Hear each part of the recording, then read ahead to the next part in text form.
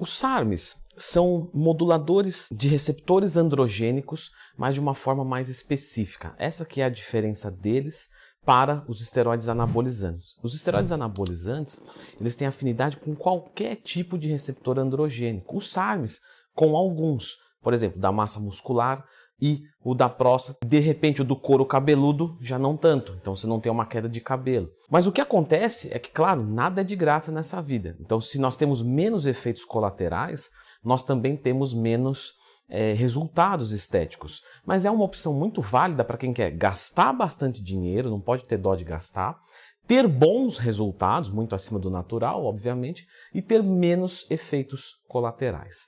No vídeo de hoje nós vamos falar sobre as dosagens mais usadas, tanto para homem quanto para mulher, em protocolos de SARMs. Então já começa esse vídeo clicando no gostei e se inscrevendo aqui no canal. Vamos colocar aqui nessa lista 9 produtos, tá?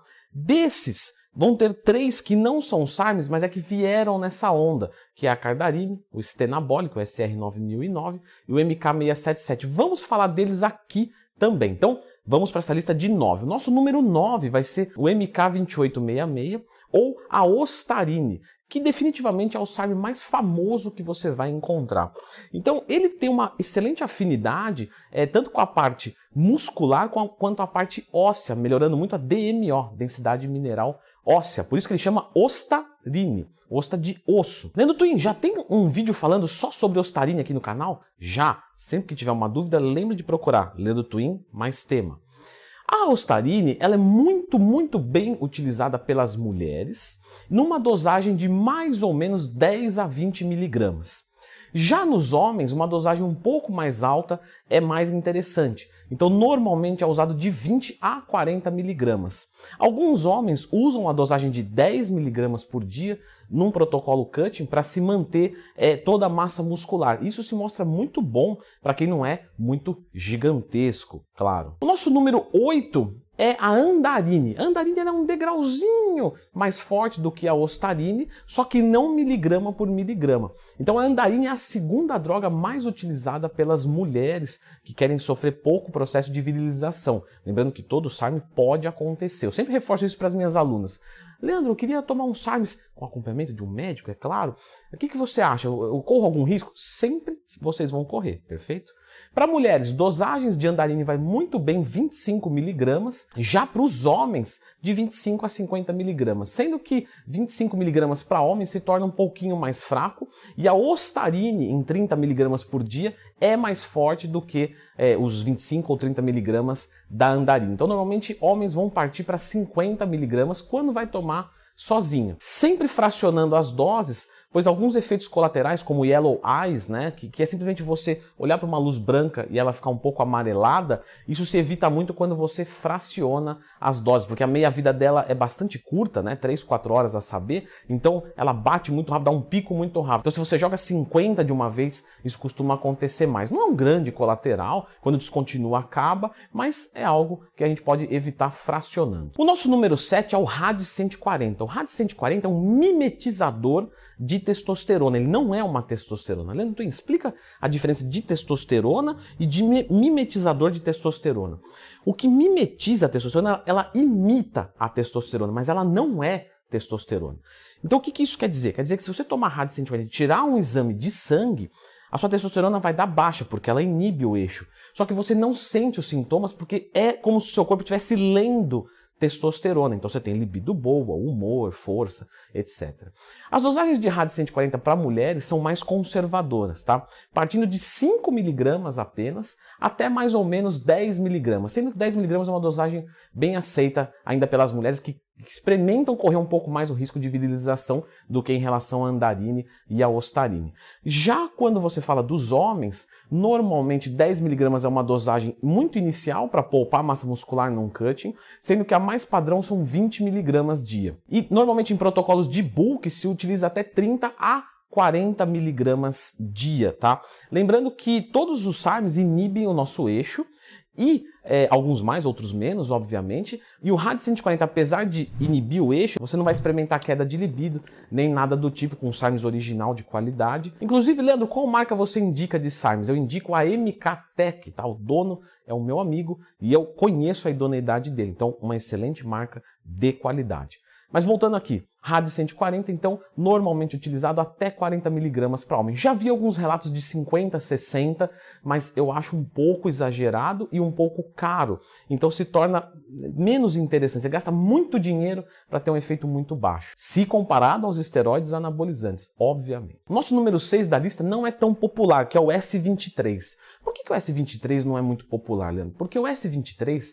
ele tem um grande poder de inibir LH e FSH, ou seja, inibir o eixo. Inclusive, ele estava sendo pesquisado como contraceptivo masculino. Então ele tem um bom poder anabólico, tá? Mas ele inibe demais o eixo. Obviamente, durante o seu uso, tá? Então ele inibe rapidamente quando você descontinua, e mais ou menos foi estudado que 100 dias você volta ao seu eixo a funcionar normalmente. Inclusive, teve um estudo muito legal que pegaram vários ratos, deram bastante S23 em doses altas e realmente fertilidade zero. Se não foi aprovado, deve ser porque tem algum motivo, então, né, ainda está sendo estudado.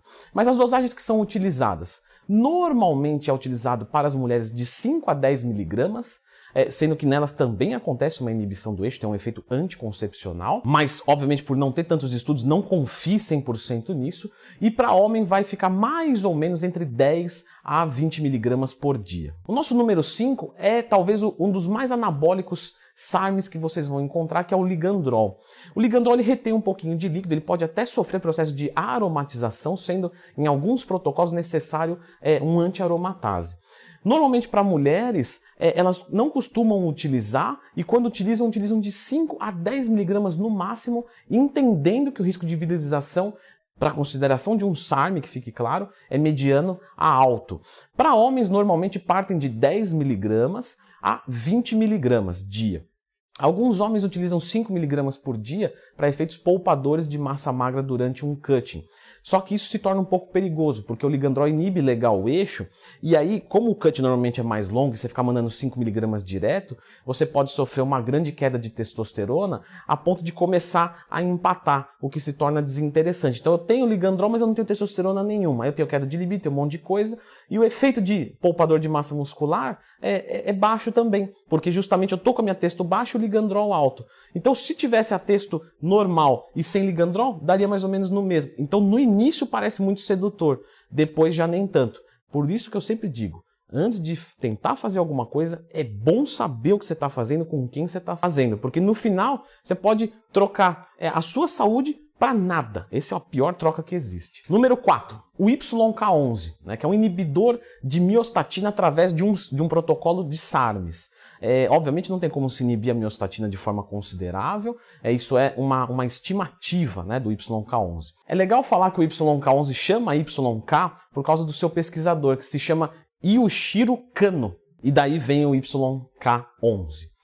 O que acontece, pessoal, é que o YK11 ele é como se fosse um ligandrol que não retém líquido, com muito menos poder anabólico do que o ligandrol, mas ele é um bem potente, tá? Um agonista bem potente, androgênico, inibe legal o eixo, só que os ganhos dele são ganhos mais secos. Então bastante utilizado em cutting também. Como eu coloquei aqui o ligandrol numa similaridade com ele, então vocês meninas já sabem que ele pode sofrer um processo de virilização mais fácil e normalmente as mulheres utilizam 5 miligramas por dia. Os homens já costumam utilizar mais, tá? 10, 20 e alguns protocolos eu já vi de 30 miligramas.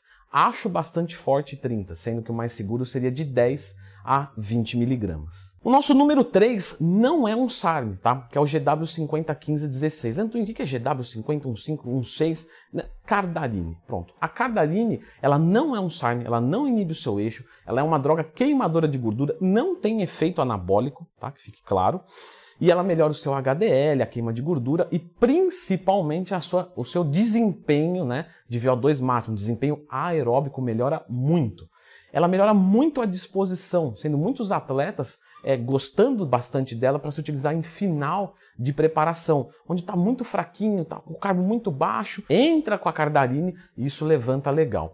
Para esse processo de melhorar a disposição de um atleta, dosagens muito pequenas já se mostraram bem eficientes. 5, né? 10 miligramas. Quando você fala de melhorar o condicionamento cardiorrespiratório, 10 miligramas.